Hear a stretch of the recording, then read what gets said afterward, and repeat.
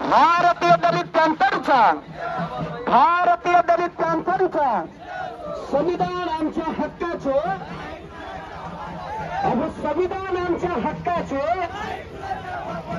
आणि लोक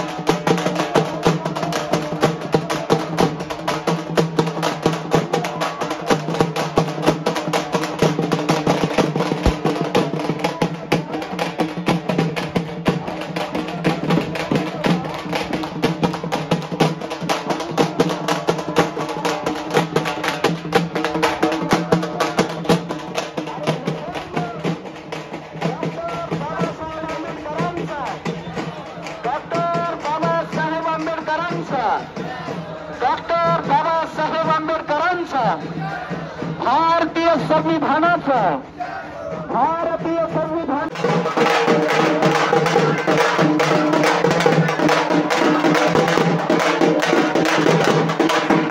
कांबळे यांना मी विनंती करतो की या ठिकाणचे पॅंथर, या ठिकाणचे आंबेडकर प्रेमी, या ठिकाणचे संविधान प्रेमी आपलं सर्व ऐकून घेणार आहेत. भाऊ, आपण या सभेला संबोधित करावं असं मी या ठिकाणी निवेदन करतो. सर्वप्रथम आपल्या सर्वांना माझा क्रांतिकारी जय भीम. जय भीम. जय भीम. फुले शाहू आंबेडकर मान्यवर काशीराम साहेबांना आपणा सर्वांच्या साक्षीनं मी या ठिकाणी अभिवादन करतो.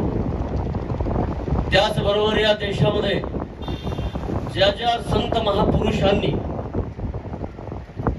बहुजनाच्या मानव कल्याणाच्या हितासाठी ज्यांनी ज्यांनी काम केलं, जे अहोरात्र खपले झिजले, असे सर्व संत महापुरुष, ते कोणत्याही जातीचे असू द्या, कोणत्याही धर्माचे असू द्या, त्या सर्व संत महापुरुषांनाही मी या ठिकाणी अभिवादन करतोय. वेळ झालेला आहे. आपण 10 वाजल्यापासून बसलेला, 2:30 वाजत आहे त्याची मला जाण आहे.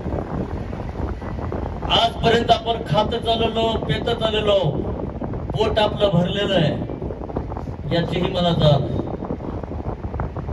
या ठिकाणी भारतीय दलित पॅंथर हा झंझावात सुरू केला.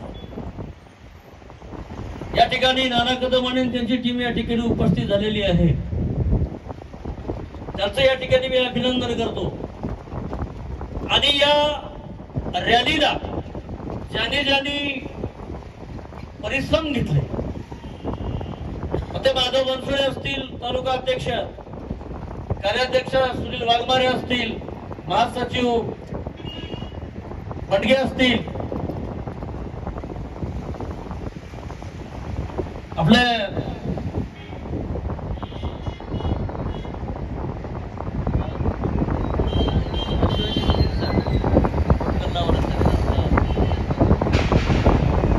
उपाध्यक्ष बाळासाहेब आचार्य आणि सगळ्यात जास्त मेडल घेणारे संदीप तिगोटे, महासचिव चंद्रशेखर बडगे, मच्छिंद्र चौतरे, अश्वजित शिरसाट, राजेंद्र सावंत, सुभाष जोंधळे, संभाजी कांबळे, बालाजी कोकाटे, देवीदास बनसोडे, संभाजी भालेराव, दिलीप मोरे आणि अशी बरीचशी मंडळी आहे.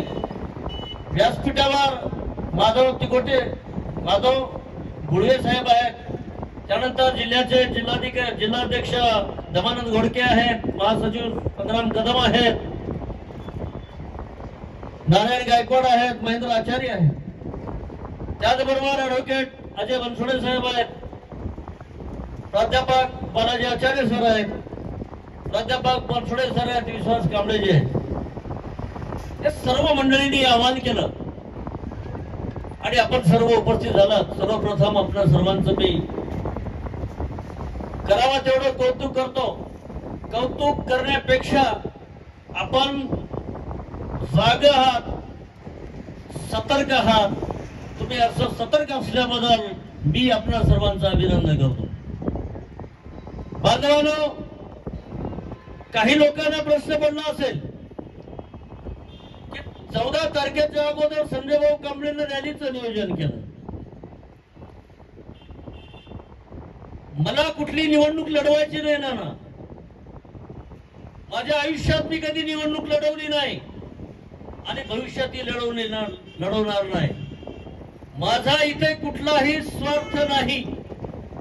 1972ला निर्माण झालेल्या भारतीय दलित पॅंथरमध्ये समाजाच्या संरक्षणासाठी जी भारतीय दलित पॅंथर 49 लोकांनी निर्माण केली, त्या भारतीय दलित पॅंथरमध्ये स्वाभिमानानं काम करणारा कार्यकर्ता आजही आहे. कारण बाबासाहेब आंबेडकर आयुष्यभर कार्यकर्ता राहिलेले. बाबासाहेबांनी नेतेगिरी केली नाही. बाबासाहेबांनी नेता मानले शाहू महाराजांना. बाबासाहेबांनी नेता मानलं संत तुकारामांना. बाबासाहेबांनी नेता मानलं संत गाडगे महाराजांना, स्वामी पेरियारांना, अशा अनेक शाहू महाराजांना, अशा अनेकांना नेता मानला. पण रामजी सुभेदारांना नेता मानलं नाही, म्हणजे बापाला नेता मानलं नाही. बापाचे उपकार मानले. पण ज्यांनी ज्यांनी बहुजनाच्या कल्याणासाठी काम केलं त्यांना नेता मानलेलं आहे. म्हणून भारतीय दलित पॅंथर सुद्धा तेच काम करते. रक्ताला, वंशाला, जातेला, नात्याला, गोत्याला स्थान न देणारी ही भारतीय दलित पॅंथर आहे. ही भारतीय दलित पॅंथर 1972 पासून 1974 पर्यंत अविरत कार्य करत राहिलेली आहे. या भारतीय दलित पॅंथरनं ताकदीच्या बळावर समाजाचं संरक्षण केलेलं आहे. पहिलं लोक अज्ञान होते, यंत्रणा नव्हती, म्हणून ताकदीच्या बळावर काम केलेलं आहे. 1994ला ही दलित पॅंथर रिपब्लिकन ऐक्यामध्ये विलीन झाली नाना.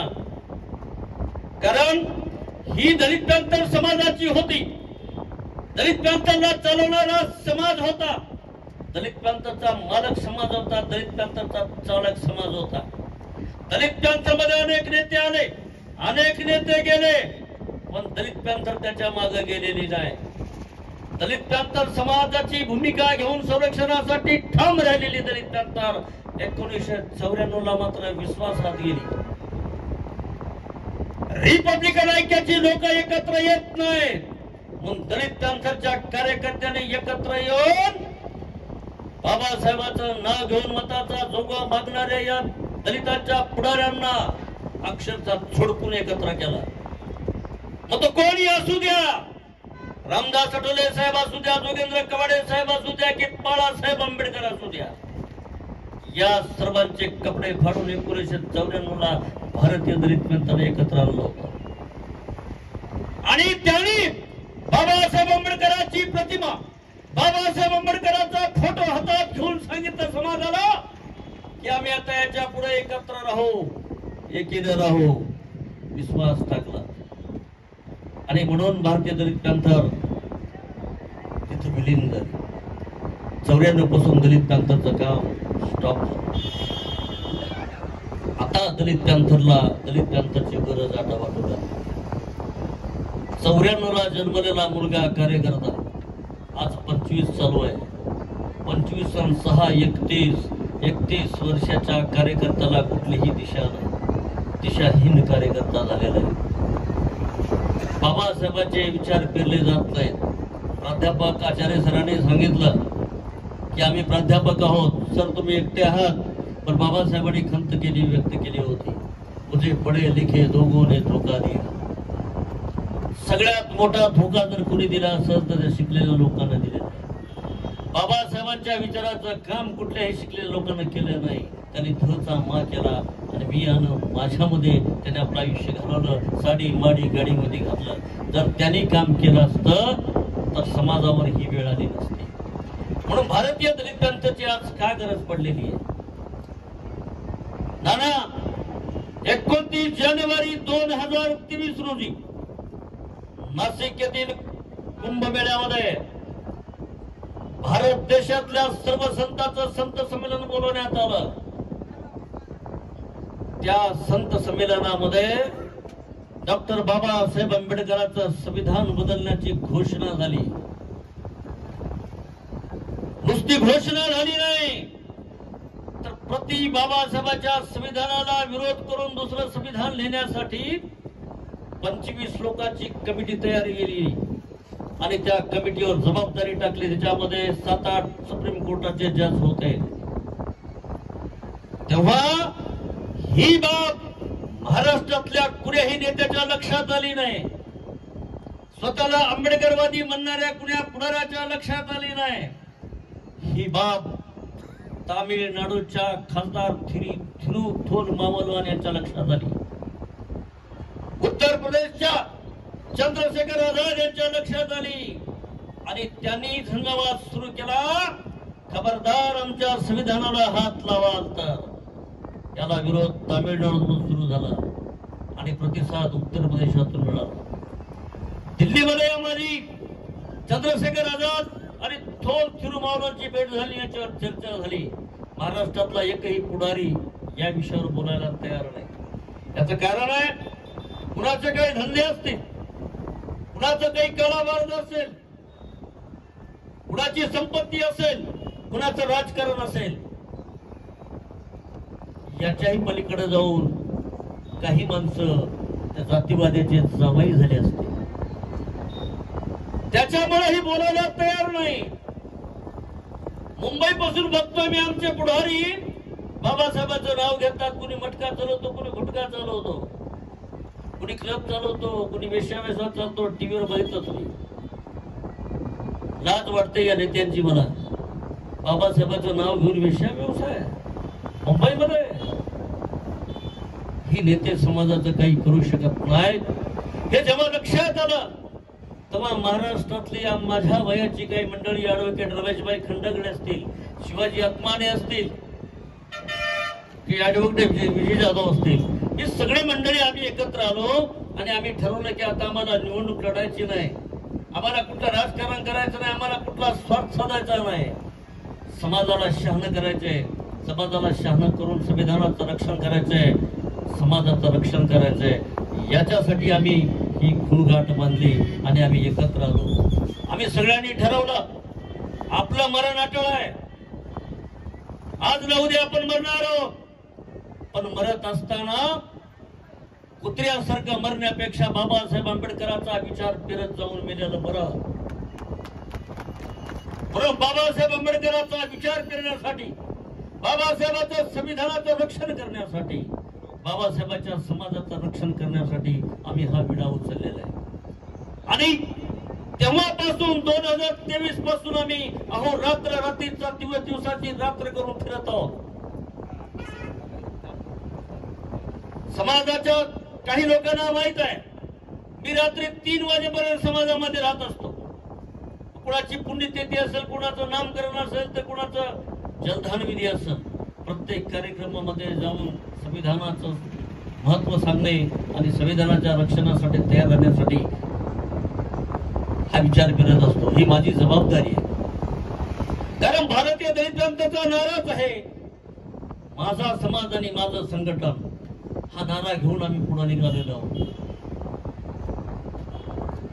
गेल्या 24 जानेवारीला नाशिक येथे महाकुंभ मेळावा झाला. त्या कुंभमेळ्यामध्ये 12 महिने 12 दिवसानं तयार झालेलं भारताचं म्हणजे हिंदू राष्ट्राचं संविधान सादर केलं गेलं. 501 पानाचं संविधान, त्याला हिंदू राष्ट्राचं संविधान असं नाव दिलं, ते सादर केलं. आपला हिंदूला विरोध नाही, हिंदू समाजाला आपला विरोध नाही, पण हिंदूच्या नावाखाली बाबासाहेब आंबेडकरांना लिहिलेल्या संविधानाला विरोध करण्यासाठी हिंदू राष्ट्राचं संविधान तयार केलं गेलं आणि पुन्हा राजेशाही हुकुमशाही आणण्याचा प्रयत्न इथं भारत देशामध्ये चालू आहे. पुन्हा वर्णभेद लागू करायचे, पुन्हा शाळा बंद करायचे, गुरुकुल चालवायचे, अशा अनेक गोष्टी त्या संविधान हिंदू राष्ट्राच्या संविधानामध्ये. ते संविधान 2035 पर्यंत लागू करण्याची घोषणा या ठिकाणी महाकुंभ मेळ्यामध्ये होते. 26 जानेवारीला काही मीडिया बांधवांनी ज्या मीडियाने हे जाहीर केलं, शोधून काढलं, त्या मीडिया बांधवाचा आम्ही आभार मानतो. 26 जानेवारीला इलेक्ट्रॉनिक मीडियावर हे जाहीर केलं गेलं एकीकडे प्रजासत्ताक दिनाचा उत्सव साजरा होतो आहे आणि दुसरीकडे हिंदू राष्ट्राचं संविधान जाहीर करताय. त्याच ठिकाणी जटाधारी महाराज भारतीय संविधानाचा सन्मान करत आहे. हिंदू राष्ट्राचं संविधान घोषित केलेलं ते दाखवलं जात नव्हतं, पण बाबासाहेब आंबेडकरांच्या संविधानाचा सन्मान करणारी ही महाराज लोक एवढी मात्र दाखव. म्हणजे संविधान प्रेमींनी आंबेडकरवाद्यांनी बघावं, पावसाळ्यातला कू फुगल्यासारखं फुगावं. का तर देशातल्या महाराजांनी आमच्या बाबासाहेबांच्या संविधानाचा सन्मान केला. खा आणि झोपा. तर दिल्लीवरून नरेंद्र मोदी बाबासाहेब आंबेडकरांना लोटांगण घालत होते आणि संविधानाच्या पाया पडत होते. आमचे माणसं टीव्हीवर बघत होते आणि खाऊन झोपत होते. खाणे आणि झोपण्या पलीकडे आमच्या माणसाला काही कळत नाही. बांधवांनो, ज्या ज्या लोकांनी संविधानाला विरोध केला त्याची अनेक विंग आहे. अनेक विंगामार्फत हे काम चालू आहे आणि आमचे पुढारी म्हणत आहेत संविधान कुणी बदलवू शकत नाही. कुणावर विश्वास टाकताय? मोदीवर विश्वास टाकताय. 15-15 लाख रुपये द्यायचा असलेल्या मोदीवर विश्वास टाकताय. घराघरात फोड करणाऱ्या मोदीवर विश्वास टाकताय. अरे ज्या बाबासाहेबांनी आयपीसी मध्ये लिहिलेली जी कलम होते, बाबासाहेबांच्या डोक्यात आलेली कलम होती 302, 304, 305, 324, 325, 326, 302, 307, ही सगळी कलम कधी बदलून टाकली पता लागला नाही. काय बदलाची गरज होती? फक्त बाबासाहेब आंबेडकरांनी डोक्यातून आलेली कलम होती. प्रोव्हिजन तेच ठेवलं, कलम मात्र बदलून टाकले. याचं कारण आहे बाबासाहेब आंबेडकरांनी अनालिसिस कास्ट मध्ये लिहून ठेवलंय, इथल्या काही लोकांच्या डोक्यामधली साथही कधी जाणार नाही. कारण इथं ब्राह्मण्यवाद पोचला जात आहे. ब्राह्मण नाही, आपल्या ब्राह्मणाला विरोध नाही, ब्राह्मण्यवादाला विरोध आहे, मनुवादाला आपला विरोध आहे. म्हणून आजही उद्याच्या काळामध्ये तुम्हाला क्षुद्र लेखाची तयारी या देशामध्ये चालू आहे. आमची माणसं म्हणतात कोणी बदलू शकत नाही, कवडीचा अभ्यास नाही. अरे जी जी गोष्ट निर्मित झाली त्याचा अंत आहे. बाबासाहेब आंबेडकरांनी सांगितलेलं आहे संविधानाचा अंत बी कुठे आहे? तुम्ही निवडून दिलेल्या लोकसभेच्या खासदारावर अवलंबून आहे. तुमच्या मार्फत निवडून दिलेल्या राज्यसभेच्या खासदारावर अवलंबून आहे. सगळ्यांचं बहुमत झालं तर या देशात कुठली गोष्ट अशक्य नाही. कुठलीच गोष्ट अशक्य नाही. म्हणून संविधान बदलण्याची तयारी चालू आहे. गेल्या निवडणुकामध्ये मोदींनी 405चा नारा दिला होता. कशासाठी दिला होता याची खुणगाठ तुम्हाला कोणी सांगितली नाही. त्याच्या सोबत राहणारे आमचे बागड बिल्ले सांगत आहेत मोदी सांगतो म्हणून या देशाची घटना बदलणार नाही. तेही त्याच पद्धतीनं बोलतायत. बांधवांनो, तुम्हाला सावध राहावं लागणार आहे. तुम्हाला गाफील राहून जमणार नाही. एकीकडे संविधानाचा सन्मान केला जातो, बाबासाहेब आंबेडकरांपुढे लोटांगण घातलं जातं आणि दुसरीकडे मात्र हालचाली गतिमान केल्या जातात. या देशातल्या शंकराचार्यांना चार जी पीठ आहेत हिंदूचे, त्या शंकराचार्यांची मान्यता, त्याची संमती घेण्याचा प्रयत्न या देशामध्ये चालू आहे. आणि त्याची संमती घेऊन हे संविधान पंतप्रधानाकडे पाठवलं जाईल आणि मग त्याच्या अंमलबजावणीसाठी 2035 ची डेडलाईन दिलेली आहे. नाना, विषय असा आहे की मोदींना आता बहुमत कमी आहे, त्यांचे खासदार नाहीये. नितीश कुमार आणि चंद्रबाबू नायडूच्या या कुपड्यावर हे सरकार आहे. म्हणून हे शांत आहेत, परंतु तजवीज मात्र हालचाली मात्र गतिमान केल्या जातात. 26 जानेवारीला ही घोषणा झाली हिंदू राष्ट्राची आणि 27 जानेवारीला देशातल्या काही विश्लेषकांनी त्याचे विश्लेषण केलं. हे संविधान कशा पद्धतीचं आहे. सगळा देश बघत होता, पण याच्या बाबतीत कोणी बोलत नव्हतं. त्यांच्या लक्षात आलं की संविधान विश्लेषकांनी विश्लेषण केलं आणि काही चॅनलवाल्यांनी बातम्या फेकल्या. आता महाराष्ट्रातील उत्तर प्रदेशाची लोक पेटली, तामिळनाडूची लोक पेटली, पण आता महाराष्ट्रातील लोक पेटतील. मग कोण आहे पेटणारा? मराठा समाज पेटणार आहे. कोण आहे पेटणारा? बौद्ध समाज पेटणार आहे. त्यांच्या सोबत कोण पेटणार आहे? मुस्लिम पेटणार आहे. मग काय करायचं? मराठा समाजाला दाखवून दिलं की छत्रपती शिवाजी महाराजांचा अवमान करतो आहे आणि त्या अवमानाच्या बातम्या पेरल्या गेल्या. कोणत्याही चॅनलवर जावा शिवाजी महाराजांचा अवमान, शिवाजी महाराजांचा अवमान, कोरटकर, फिरटकर, राहुल सोलापूरकर, हे तुलाच बघायला मिळालं. अरे छत्रपती शिवाजी महाराज हा राजा आहे. आपण मर्दानी आहोत, छत्रपती शिवरायाचे वारस आहोत. अरे जो कोणी त्यांच्या विरोधात बोलला असेल तर आपली ताकद आहे. अरे त्याला तिथंच कापून टाका. बघू, समाज एकत्र झाला आणि समाज एकत्र होऊन जर हल्ला करेल तो हल्ला कधीच होऊ शकत नाही. पण हे विष पेरलं गेलं म्हणजे तुमचं लक्ष संविधान बदलण्याकडे राहू नये, कदापि जाऊ नये. एवढ्यावर नाही थांबलं तर किल्ल्या पुढचे वाघ्या हे काढून दिलं. महत्वाचे प्रश्न बाजूला, संविधानाचा प्रश्न बाजूला, मराठा बांधवाचं मन विचलित करण्याचा प्रयत्न केला. मराठा बांधव त्या दिशेनं वाहू लागले, फिरू लागले, प्रवाहात वाहू लागले. यांच्या माग महार समाज, बौद्ध समाज यांना कसं विचलित करायचं? काढलं बुद्ध विहार, काढलं बुद्ध विहार. बुद्ध विहाराचा 1949 चा कायदा कोण केला? गायकवाड. पंडित जवाहरलाल नेहरूंच्या काळात झाला. 49 ला संविधान अंमलात आलं, त्याच्या अगोदर हा कायदा. तेव्हापासून 1991 ला आंदोलन झालं. कितीला? 1991 ला बुद्ध विहार मुक्तीचं आंदोलन झालं. त्याच्यानंतर आंदोलन 28 तारखेला सुरू. ठीक आहे, बुद्ध विहाराच्या बाबतीत समाज एक होत चाललेला आहे, आनंदाची बाब आहे. पण यांना सुद्धा कसं विचलित करायचं हे ठरवून दिलं आणि आजही बुद्ध विहाराचं चालू आहे. 1949 चा कायदा रद्द. प्रजासत्ताक दिना दिवशी आपला भारतीय संविधान अंमलात आलं, तो कायदा रद्द झाला. तो रद्द करत नसेल तर हायकोर्टात तो रद्द करावा लागेल, सुप्रीम कोर्टात तो रद्द करावा लागेल. हे बाजूला ठेवलं आणि बुद्ध विहाराच्या दिशेनं आपला आमचा बौद्ध समाज लावून दिला. पण बुद्ध विहार ही आमची अस्मिता आहे. बुद्ध विहार आमचा श्वास आहे. बुद्ध विहार आमचं सर्व काही आहे. ते बुद्ध विहार आमच्या ताब्यात असलं पाहिजे ही आमची प्रमुख मागणी. ही ठामपणे आहे आणि ती अभिमानाची आणि स्वाभिमानाची आहे. म्हणून संविधानाच्या बरोबर बुद्ध विहार सुद्धा आमच्या ताब्यात असलं पाहिजे. याच्यासाठी आपण रस्त्यावर आलं पाहिजे.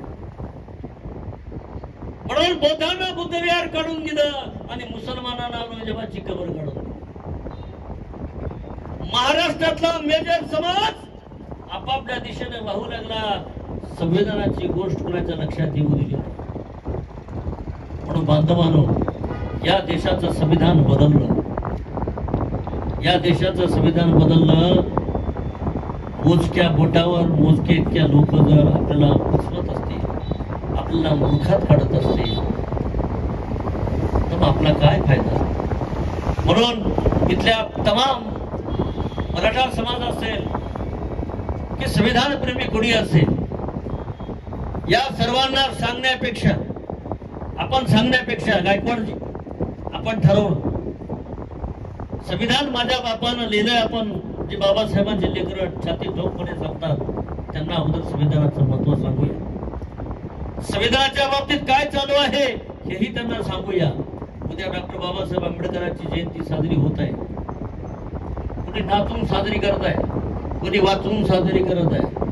ज्याला ज्या पद्धतीने करायची त्यांनी खुशाल करावी.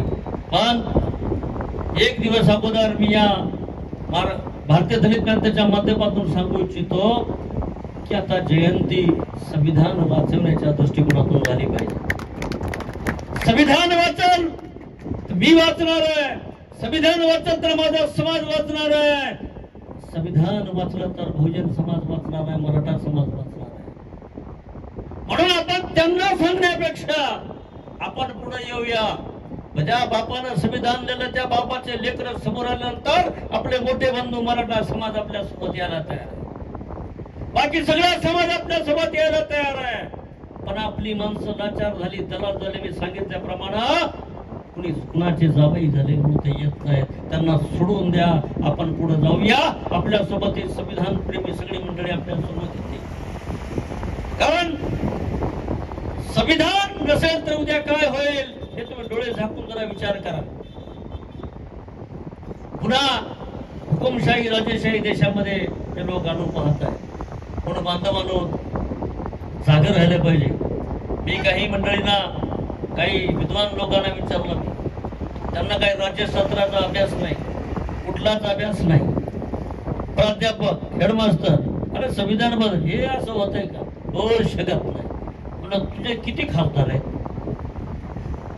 तुझे किती खासदार आहेत? तू केलास का तुझ्या बापाने केला? अरे एकही खासदार तुझा नाही, माझा नाही.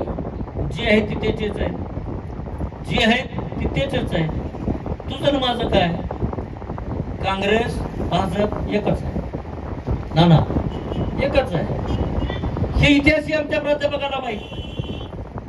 अरे पंडित जवाहरलाल नेहरूंच्या मंत्रिमंडळामध्ये श्यामाप्रसाद मुखर्जी नावाचा अर्थमंत्री, ज्या काँग्रेसला RSSला चढवली त्या काँग्रेसमधला श्यामाप्रसाद मुखर्जी 1977 ला बाहेर पडला आणि त्याने राष्ट्रीय जनसंघ सुरू केला. त्याचंच नाव भारतीय जनता. मग भारतीय जनता पार्टीची माय काँग्रेस आहे हे प्राध्यापकाला माहित नाही. कारण त्यांना त्याच्या माईचा आधार माहित नाही. त्यांचे मायबाप कुठं माहित आहे? मायबाप काय खात्यात काय पेतात त्यांनाच माहित नाही. ह्यांच्या घरात बारकं कुत्र, मोठं कुत्र, त्याचा लाड जास्त. मग जन्मदात्या बापाला बघत नाही तर मग बाबासाहेबांचं काय संविधान बघते? आणि समाजाचं काय देणे घेणं आहे? सगळीकडेच आहे बरं का, आमच्याकडेच नाही. मराठा समाजात बी आहे, कुण्याही समाजात जा, आई वडिला दूर, संविधानात बाबासाहेब तर काय विषयच नाही. पण बांधवांनो गर्वामध्ये अहंकारामध्ये राहू नका. त्यांच्या संविधान बदलाच्या हालचाली गतिमान झालेल्या आहे आणि संविधान हे आपल्या सगळ्या बहुजनाचं, सगळ्या समाजाचं कवच आहे. म्हणून सगळ्या समाजाला सांगण्यापेक्षा आपण आपल्या समाजाला सांगूया. उद्या 14 एप्रिलला जयंती सुरू होते. नाचण्यापेक्षा वाचण्यापेक्षा नाचत राहा, वाचत राहा, पण संविधान वाचवण्यासाठी तयार राहा. याच्यासाठी आपण शपथ घेतली पाहिजे. तर खऱ्या अर्थानं बाबासाहेब आंबेडकरांची जयंती केल्याचा सार्थक ठरणार आहे. जाता जाता आपल्याला सांगू इच्छितो की कुण्या बागड बिल्ल्यावर भरोसा टाकू नका. विश्वास कांबळेनं सांगितल्याप्रमाणे ना, मी राजकारणात आलो नाही, मी कुणाच्या पुढे पुढे गेलो नाही आणि भविष्यात बी करणार. माझा हे गुणधर्म असल्यामुळं, माझा हा गुणधर्म असल्यामुळं माझ्यावर लई केसेस केल्या. तुम्ही TV चॅनलला बघितलं असतं, अनेक केसेस केल्या. मी मुंबईत आणि पोत्यात बांधून टाकलं म्हणजे देणार परत.